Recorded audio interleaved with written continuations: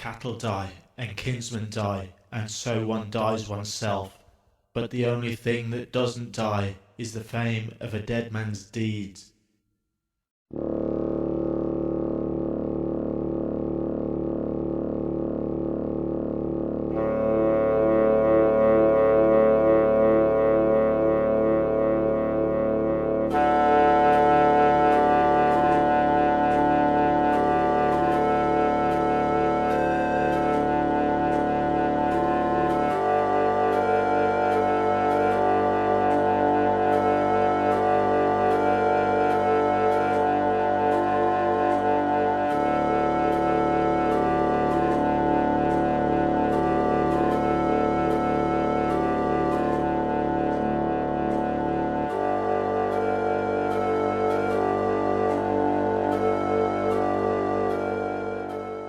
Like the winter sky in azure garb and golden crown, the gods of Valhalla sit enthroned. Within the doorway stands each noble known, together bearing dates, rune-written shield. They made laws and chose life for the children of ages, and weed for men. Odinism, it gives us a meaning and direction and a purpose, and it helps us to understand our purpose here. As Odinists, we can see that we have advanced far in the fields, in the material fields of science and technology, but it's also quite clear that what we have gained in this area of knowledge, we've lost perhaps tenfold in wisdom and spiritual insight.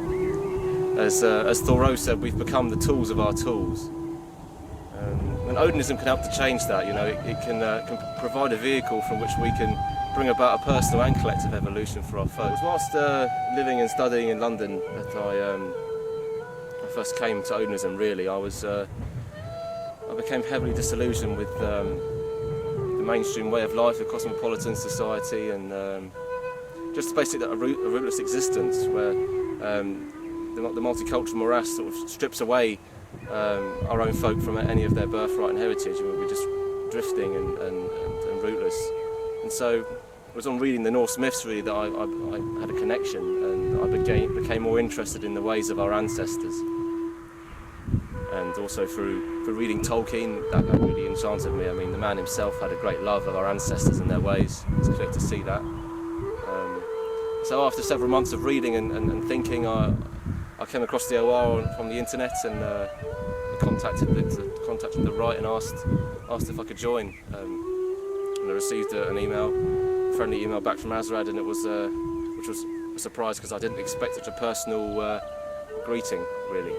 And so that it's already history from there. The senior members have always been there and ready and willing to help with any questions, and always willing to give advice. And I often look at Odinism as a forest. You know, for the newcomer, it can be vast and daunting in a way. And what the Rite provides is, in its members, it will take you to the edge of this forest, and they will give you a map and direction, say, and they will teach you the way. But of course, you must walk that path. You must want to walk it. No one's going to carry you, and you must want to attain a higher awareness and to serve your folk.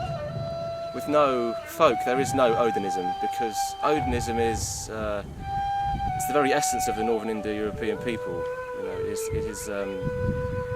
is intrinsically bound to them, and so without this folk, without this people, there would be no Odinism. It's as simple as that. Blood is the only thing that can really do this. You know, it brings people together like nothing else. You know, physical characteristics, shared physical features, shared ancestors and shared ancestral memory. I mean, these things are value beyond words, and they bring our people together like nothing else. And so it is for this that the folkish person stands and believes that it will found a strong community, and it does it founds a strong community. We can see this. And the focused person also appreciates that it is not just about being proud of your heritage and your ancestry and your race and your blood. It is about justifying that pride. It is about making yourself worthy of it. You know, our ancestors have achieved great things, and it's easy for us to sit back and look at these things with wonder and become almost complacent in a way. Whereas we today must lift ourselves up to greatness. We must strive for greatness today. As the OR can only move forward and evolve if its members actively put themselves to the forefront of the organisation. If they bring their ideas to the table, you know, if they've got ideas, they need to bring them forward to the CG and to the rest of the membership. It's very important that we do this because the members are